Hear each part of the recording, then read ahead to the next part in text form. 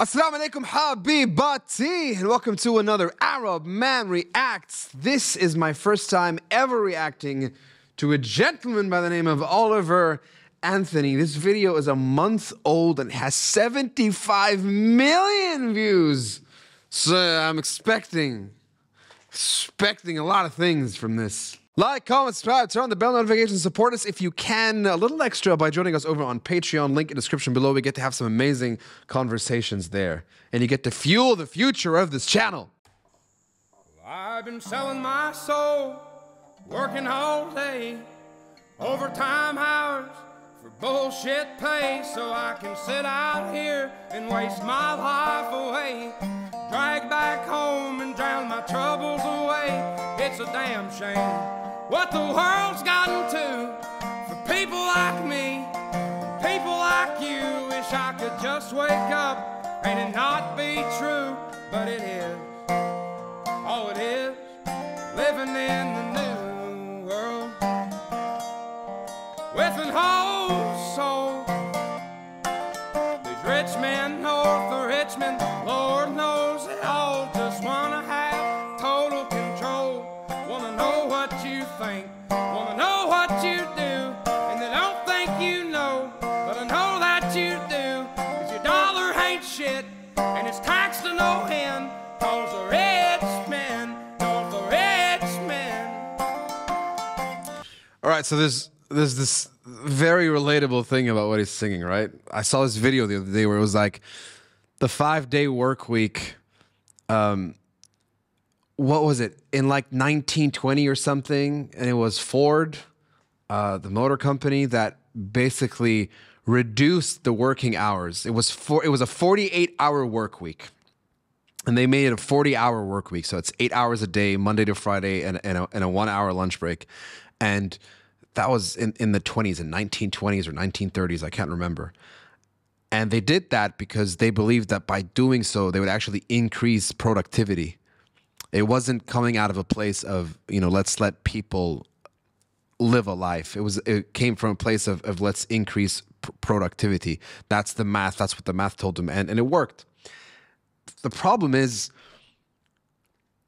100 years later, and I know that there's a lot of hard jobs that still exist. Like there are some jobs that we did back in the 1920s and 30s that we still do in the world of today, specifically like things in construction.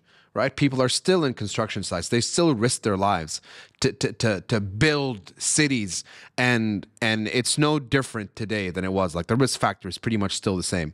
If you're up on the 20th floor of a skyscraper working, the chances of you falling off are still there. There's no protective gear that's going to stop you from like a 20-foot drop.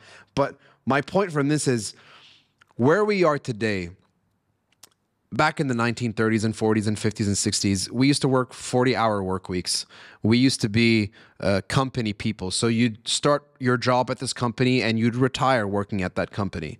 And you'd know that you'd have, your end of service benefits, your retirement package, your salary could buy you things. You could buy a home. You could buy multiple cars during your lifetime. But in the world of today, and if you look at the numbers, and the numbers are ridiculous, we work our primary jobs, and then we have to create secondary streams of income. We have to get secondary jobs. 4 years ago, I would wake up at 4:30 in the morning, go do a radio show from 6 a.m. to 10 a.m., finish that job, go to my other job, work there from about 10:15, 10:30 to about 7 o'clock at night, finish that, and then end up at sound check at like 8:30 at a bar or a club somewhere, sound check, play a gig from like 10:30 to 12 midnight, and then go back home, take a shower, and pass out, and then wake up 3-4 hours later, rinse and repeat.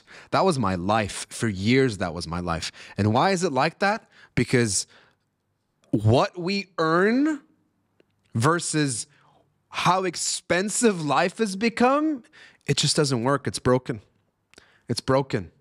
And he's basically taking that from his experience and he's singing about it. And it's a breath of fresh air, honestly, because it's not a love song. It's not a song about something intangible or some fantasy or some vision or some feeling. I mean, it is sort of about a feeling, but it's about something very tangible that we experience every freaking day.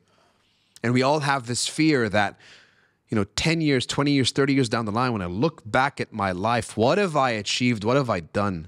I've just worked. I worked and worked and worked and worked and worked. We don't see our parents. We don't see our kids. We don't see our extended family. We don't get to hang out with our friends. Instead of us doing those things every single day, week in, week out, what are we doing? We're working Mondays through Sundays. I bet you anything, half of everyone watching this video right now has a second job. We're trying to do our thing. And throughout time, the statement for it changes. Hustle culture. Let's hustle. Dude, we're not hustling. We're working our lives away. That's all it is. Rent goes up, car payments. We get less product for more money. Everything breaks down. Everything. Everything new breaks down. When my teta had a fridge, it lasted her entire life. I've been through 3 fridges. How is that a thing? Everything costs more money, everything breaks down more, and there's no one out there to help you. You're on your own. It's just you versus the machine, and day in, day out, you just work and work and work. Your day job, your night job, your in-between job, call it whatever you want. And it's so much harder for single parents. Imagine a single mom having to do 2, 3 jobs. It's like that is as unfair as the world can be. And the fact is, you're on your own. There's no one there for you. And that's what he's singing about. Like, he's so sick and tired of the pain that he has to go through every single day of his life. It's bringing him to the breaking point. And that's how he interprets that breaking point through song. It's beautiful. It's gorgeous. And I love him so much, and I respect him so much for it. We've been through a minute of the song, and I've probably talked for like 5. So we're just going to back up a bit and get back into it. Richmond, north of Richmond.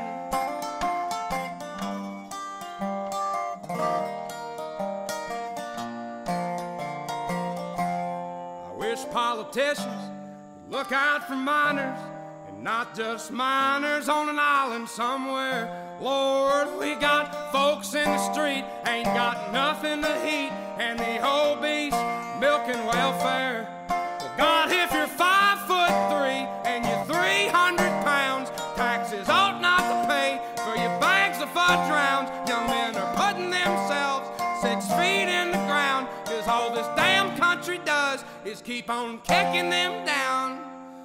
I'm pretty sure this is going to be a controversial topic, right, that he's singing about. And his point is, why should why should their taxes go towards paying medical bills for people, that don't take care of themselves, And I guess from where he stands from, that could be his valid point of view. And that's the beautiful thing about the world, is we can all have differing points of view. I don't know what taxes look like in the States per se. So I know medicinal care isn't free, right? You have to pay for it. I don't know if it's a government-sponsored program or something. I know in other parts of the world it's completely free. So if you're in Canada, maybe more people voice that opinion. I honestly, honest to God, I don't know. Where I come from, it's not free. Everybody fends for themselves, and you don't pay taxes that go into supporting other people's sort of health benefits. At least I'm not aware of it. I come from a country with an entirely failed government. So even if there is some tax going away somewhere to do that kind of thing, it doesn't work. This is turning into analyzing the theme of the song more than the singer. I think I'll leave my lasting notes about his singing style towards the end of this thing. It's a damn shame what the world's gotten to for people like me, people like you. Wish I could just wake up and it not be true, but it is. Oh, it is living in the new world with an whole soul. These rich men north of Richmond, Lord knows they all just want to have total control. Want to know what you think, what you do, and they don't think you know, but I know that you do, 'cause your dollar ain't shit, and it's taxed to no end, 'cause the rich men know the rich men.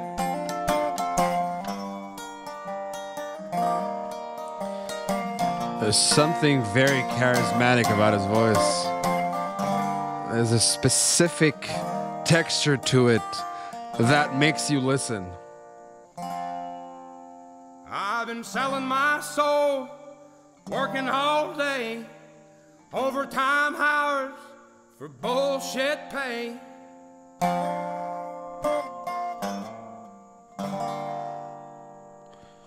It's a lot of pain, man. There's a lot of pain in what he's singing. He's got that thing that I admire about a lot of singers where it sounds almost towards the end of a note, they close on it, and you can almost feel like their voice is crying. Overtime pay! Like that little pay! Like that little thing there at the end.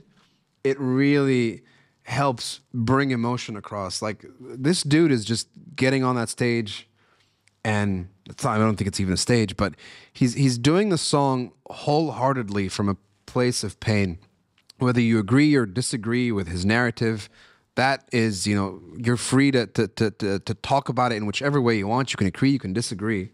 But if I'm being objective about his singing, he's got a message that he believes in truly, and he's bringing it across in a way that is, you can feel the pain. You can feel the pain and the agony and the suffering that he's been through.